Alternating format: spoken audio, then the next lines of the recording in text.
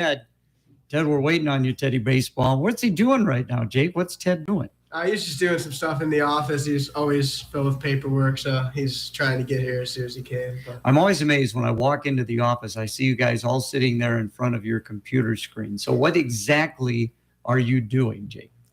Me, most of the time, I am looking at my emails, trying to send out new stuff for some sponsorships or season tickets and stuff like that.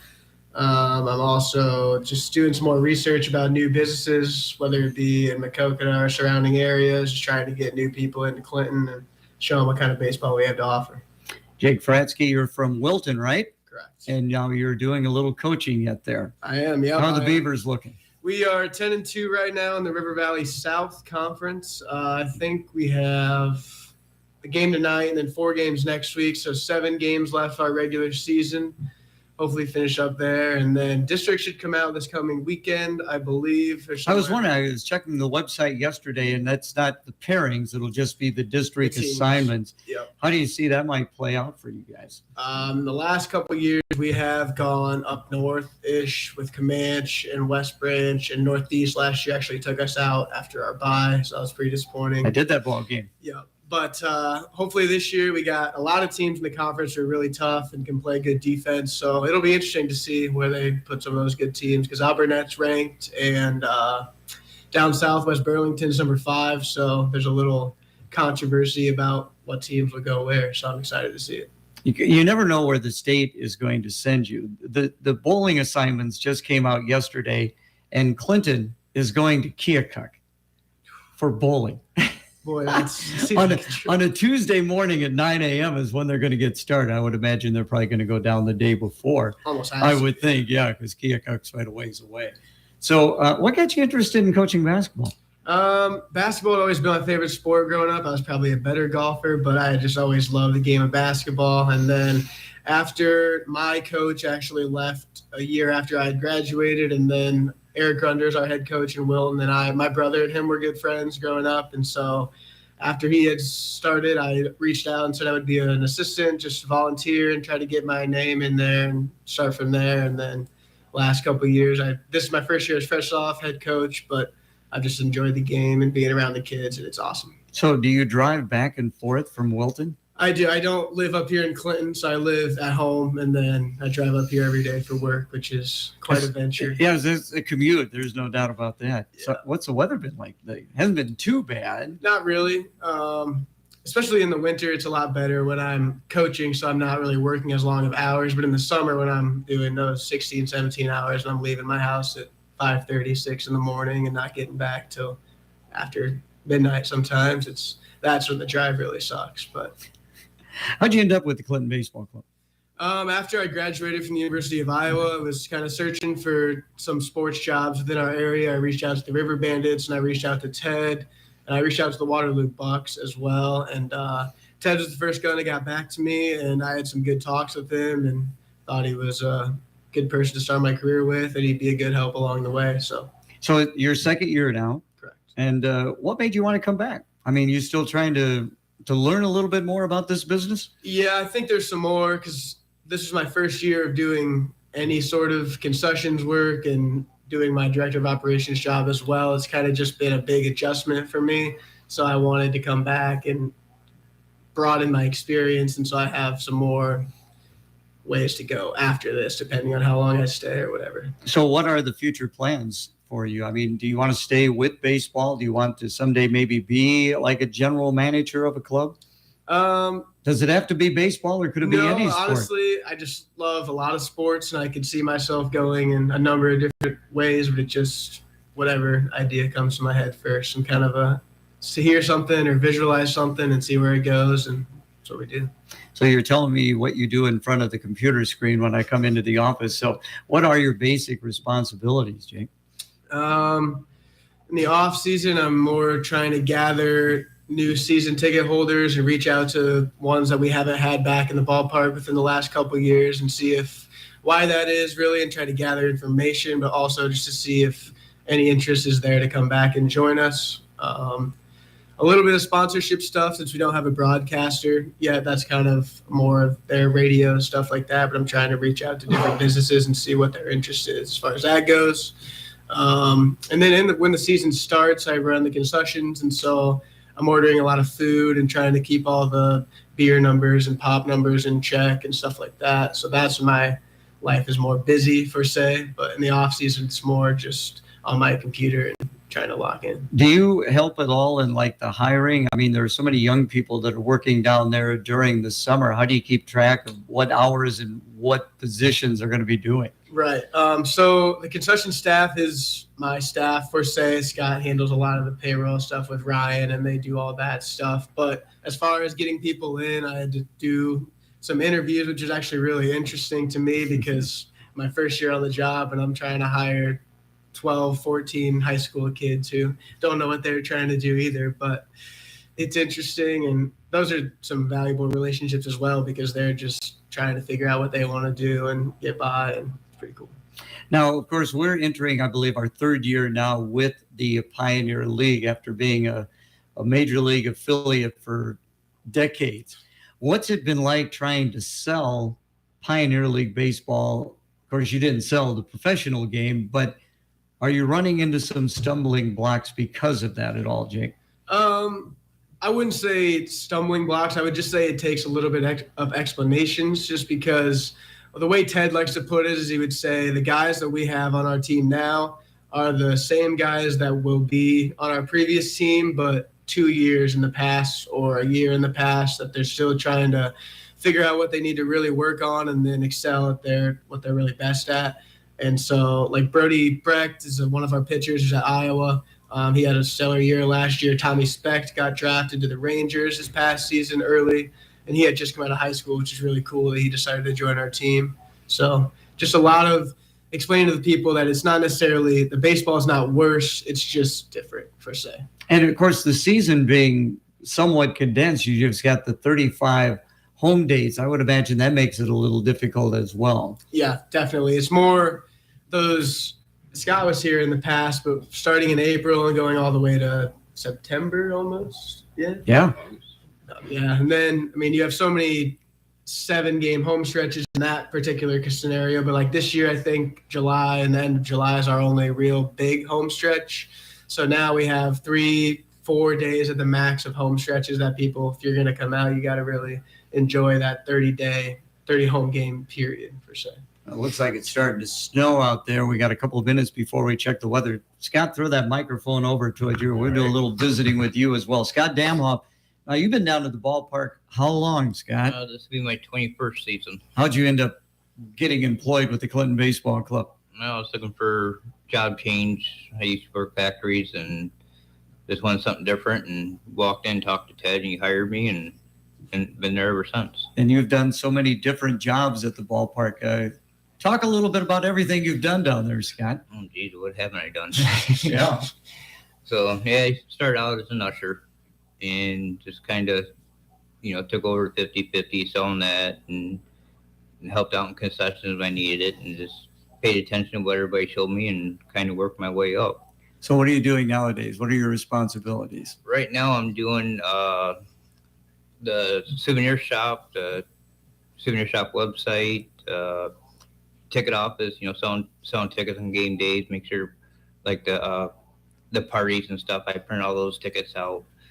So, I mean, it is all kinds of stuff. And if Jake needs help, I help him out. So how's the souvenir stand doing? It's doing really good. What kind of souvenirs we got in there? You got some Lumber King stuff? Yeah, we got hats, T-shirts, jerseys. I got a jersey sale going on right now. We got some dress shirts in there, all kinds of different stuff. All right, very good. Well, I see Ted has made it. Coming up will be a check of the weather, and we'll get the general manager in here. First Central State Bank wants you to get paid every month with your free Kasasa Cash checking account. How is that possible? It's simple. Here's some items to remember when qualifying for the high-interest checking account.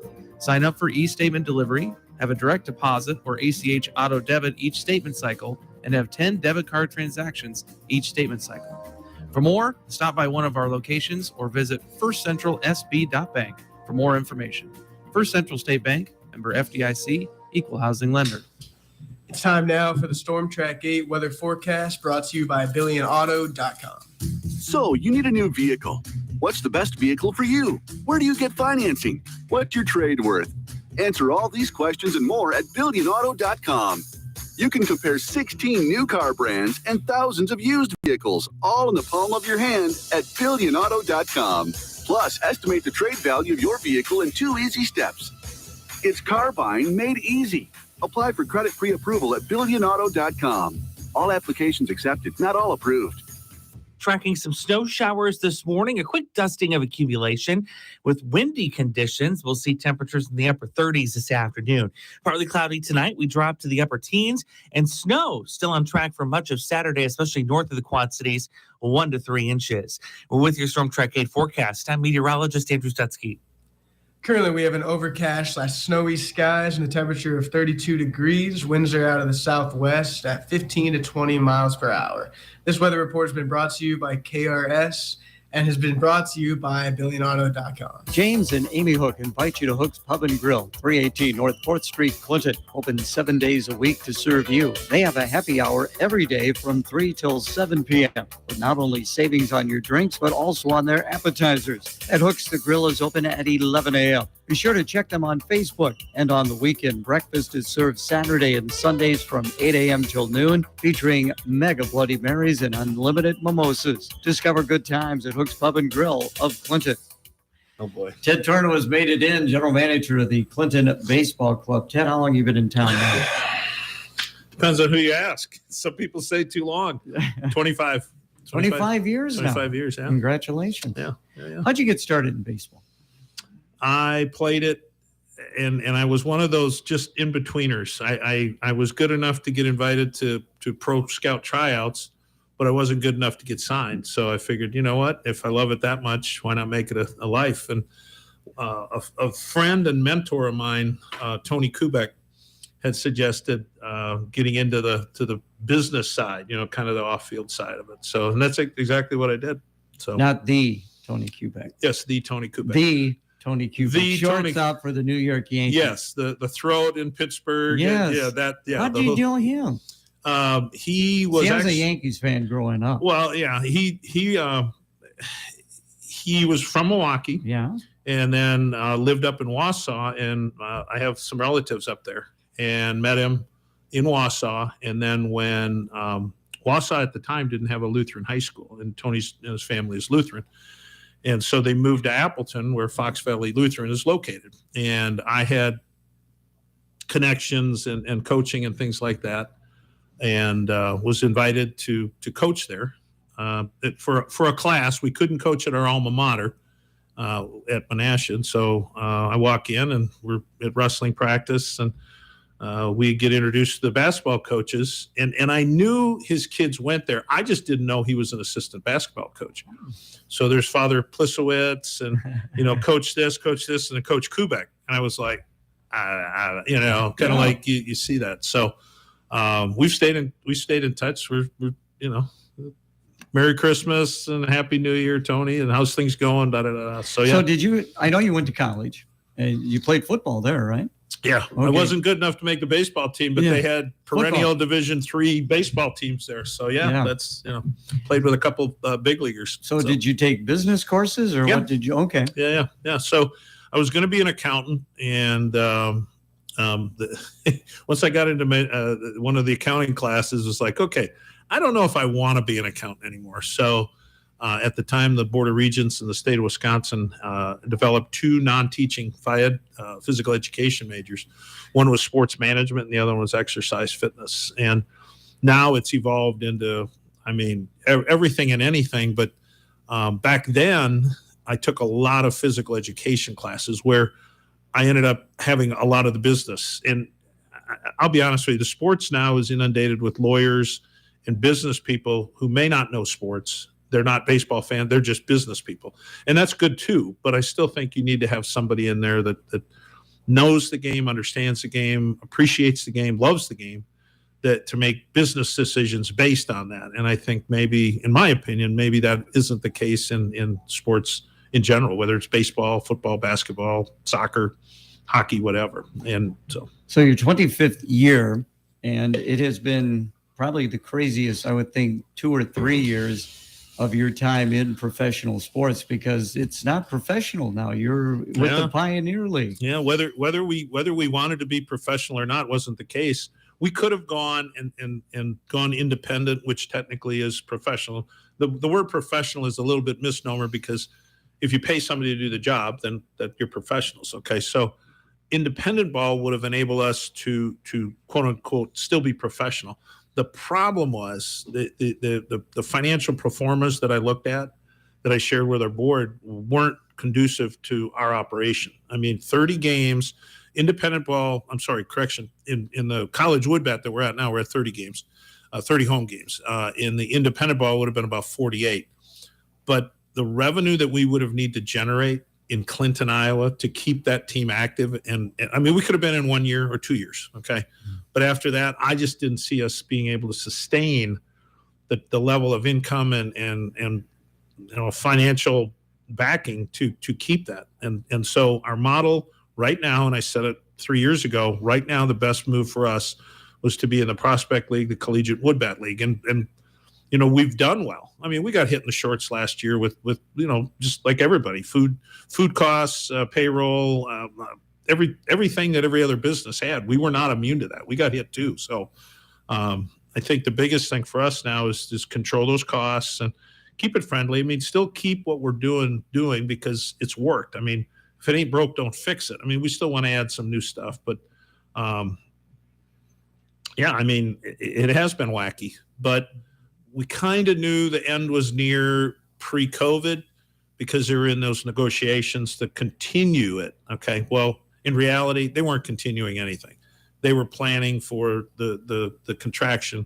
Even from what I found out later was they were planning that way back in 17 and 18. Do you still have some contacts yet with general managers who are like in the Midwest League? Because you were a part of the Midwest League for 22 years. Yeah. Oh, easily. Yeah. We're still at it, and it's fun.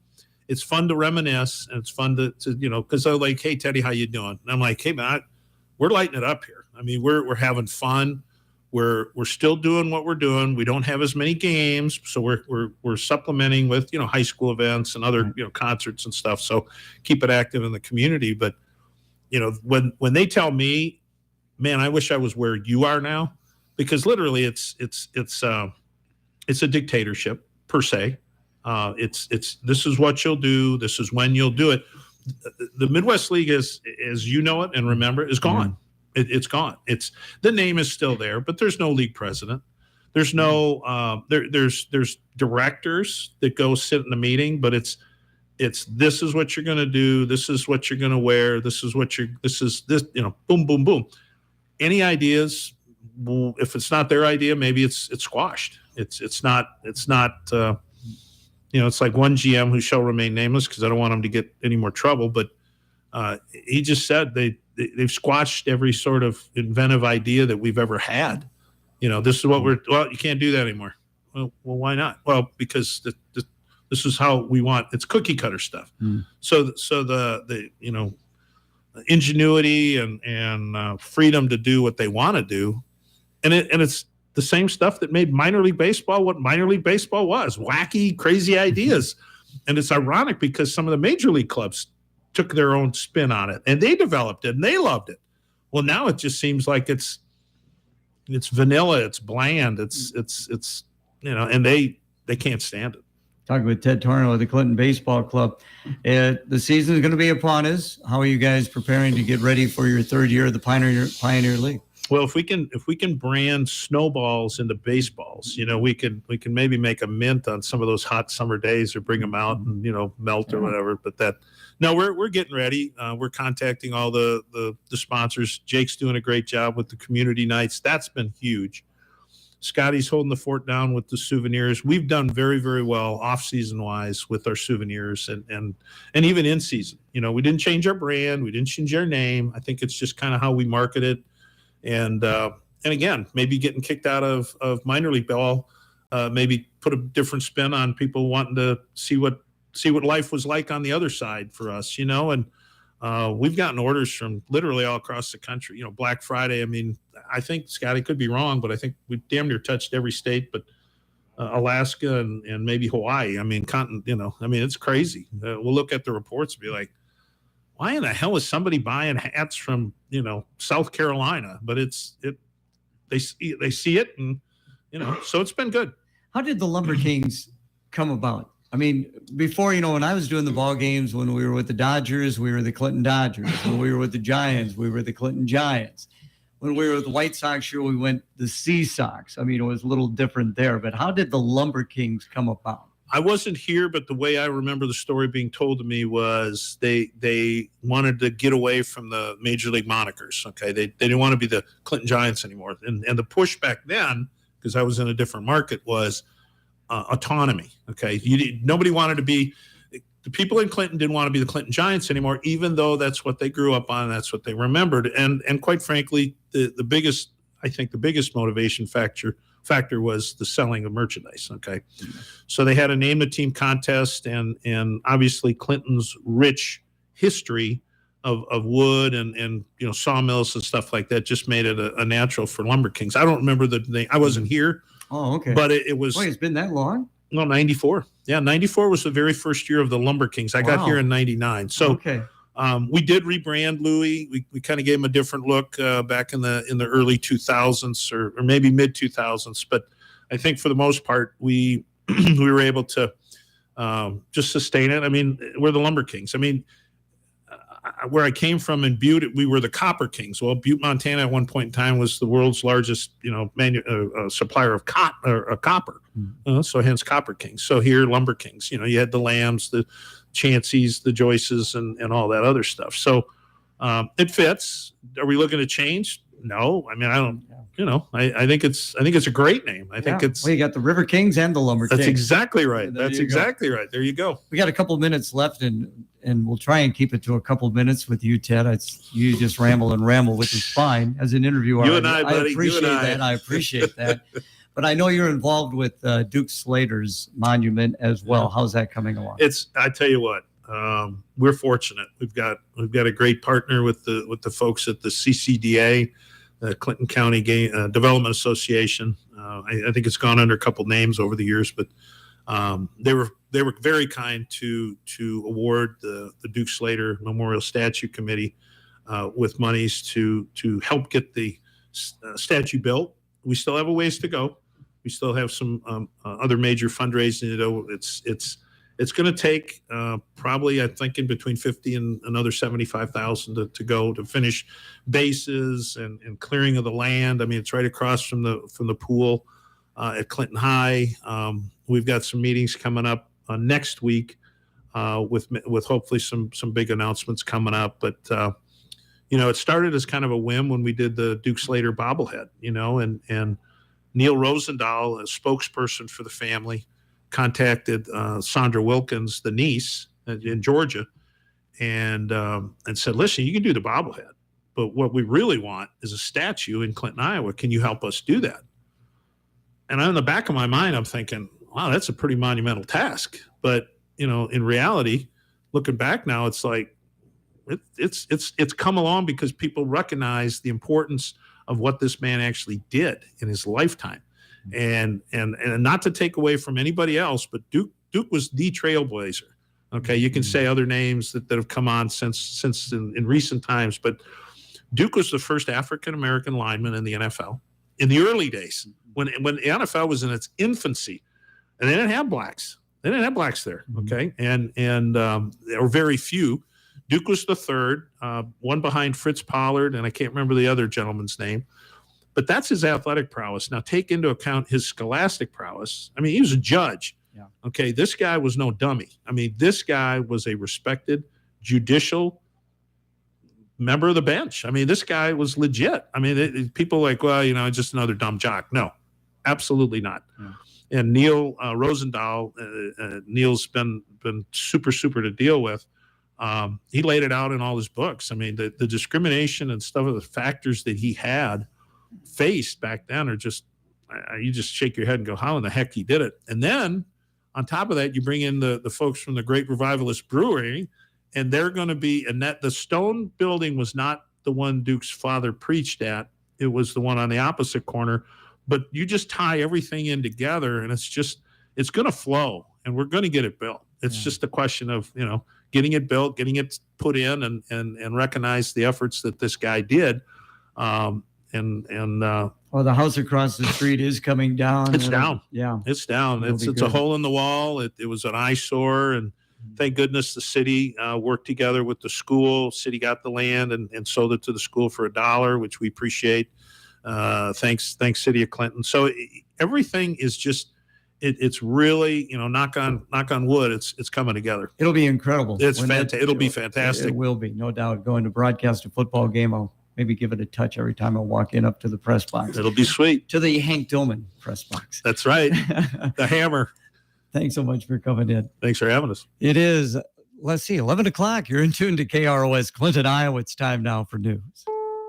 This is CBS News on the Hour, sponsored by Liberty Mutual Insurance. I'm Steve Kathan. The district attorney in Memphis says the police video that will be released tonight could trigger intense protests. I don't think there'll be a lot of debate about whether the use of force was justified in this case. Well, DA Steve Mulroy has charged the 5 former police officers involved in Tyree Nichols' arrest with second-degree murder. One investigator says he was shocked and sickened by the video. Reporter Chris Fox is in Memphis. Memphis is a city on edge, sad, grieving, and angry. All of those emotions on display at a candlelight vigil at the local skate park referred to as Tyree Nichols' happiest place. Oh, Lord! Wow!